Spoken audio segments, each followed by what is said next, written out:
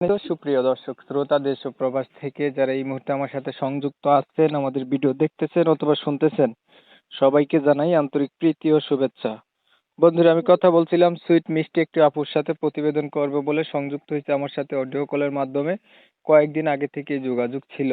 উনি কেন আসলো প্রতিবেদনে বিস্তারিত ভিডিওতে থাকছে, আপনারা অবশ্যই ভিডিওটা কন্টিনিউ করবেন। আসসালামু আলাইকুম। হ্যাঁ, ওয়ালাইকুম সালাম। আপু, আপনি কেমন আছেন? ভালো আছেন? জি ভাইয়া, ভালো আছি।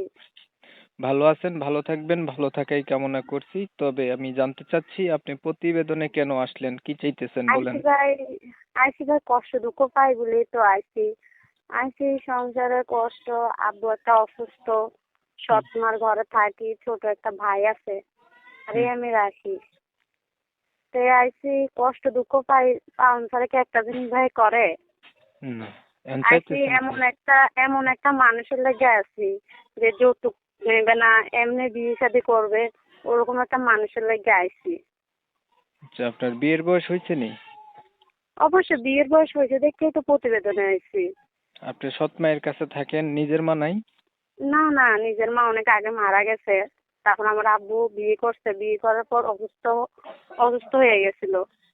হুম, তারপর আমার আম্মু মানে বিয়ে করছে, বিয়ে করার পর অসুস্থ হয়ে গেছে। তারপর একটা ভাই এসে, ভাইকে আমি রাখি, ছোট এখন ভাইকে। এখন আম্মু আপনার বাসায় বাবা কাজ আছে? করে। হ্যাঁ আছে, অসুস্থ, উঠতে পারে না, কাজ কাম করতে পারে না। আচ্ছা, আপনার বিষয়টা আমি ক্লিয়ার করি। প্রিয় দর্শক শ্রোতা, আপনারা শুনছিলেন এই আপুটি প্রতিবেদনে আসছে ভালো একটা মানুষ চাচ্ছে, যেহেতু তার নিজের মা নাই, সৎ মায়ের কাছে থাকে, আর তার বাবা আছে অসুস্থ। অসুস্থ হলে কোনো জি ব্যক্তির দাম থাকে না, সেটা জানেন। এখন হয়তো তার মার কথাই সবকিছু চলে, এর জন্য হয়তো বা তাদেরকে যোগ জিজ্ঞাসা করে না।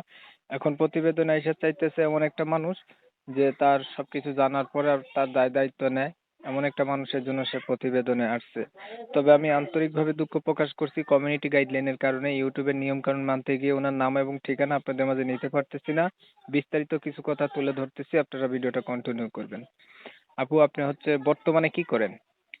বর্তমানে আমি কিচ্ছু করি না, আমার ছোট ভাইকে আমি রাখি, বাসায় কাজ করি, আচ্ছা, রুমে থাকি। পড়াশোনা করছিলেন আপনি? ভাই লেখাপড়া কিভাবে করবো? অল্প করছি, ক্লাস 5 পর্যন্ত। একটু পড়ালেখা পড়ালেখা করতে থাকতে পারি হয়। নাই। হ্যাঁ, প্রাইমারি অল্প পর্যন্ত করছি। করছেন? জি জি, 5 আচ্ছা, পাস করছি। কোরআন শরীফ পড়ছিলেন? জি জি, কোরআন শরীফও পড়ছি। নামাজ পড়তে পারেন? হ্যাঁ, নামাজ কেন পড়তে পারবো না?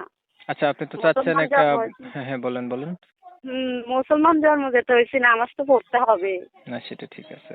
এখন শুনেন, আপনি চাচ্ছিলেন একটা মানুষ যে আপনার জি সবকিছু জি। জানার পর আপনার দায়িত্ব নেবে। ধরেন হ্যাঁ আপনি হ্যাঁ, এমন একটা ওরকম। মানুষ পাইলেন। ধরে নেন আপনি পাইলেন। এখন মানুষটার জি বয়স জি। দেখা গেছে বেশি হইলো, ভাই। ঠিক আছে? হুম। বা আগে হুম বিয়ে করছে এমন মানুষ হইলো। হুম। তখন আপনি কি করবেন?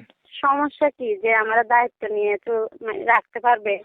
হুম, সমস্যা বয়স দিয়ে ভাই কিচ্ছু হয় না, ঠিক আছে? হুম। মানে বয়স এটা যেমনই হোক, দিতে বয়স কোনো ব্যাপার না। আপনার যেমনই পাশে হোক, থাকবে, বয়স আপনার কোনো দায়িত্ব ব্যাপার না। নেবে। সে এরকম একটা মানুষ চাই আমি। এমন একটা মানুষ হইলে আপনি তাকে জীবন জি সাথী করবেন। জি জি। আচ্ছা, আর কিছু বলবেন? না না, আর কিছু বলবো না। ধন্যবাদ, আপনি আচ্ছা। ভালো থাকবেন।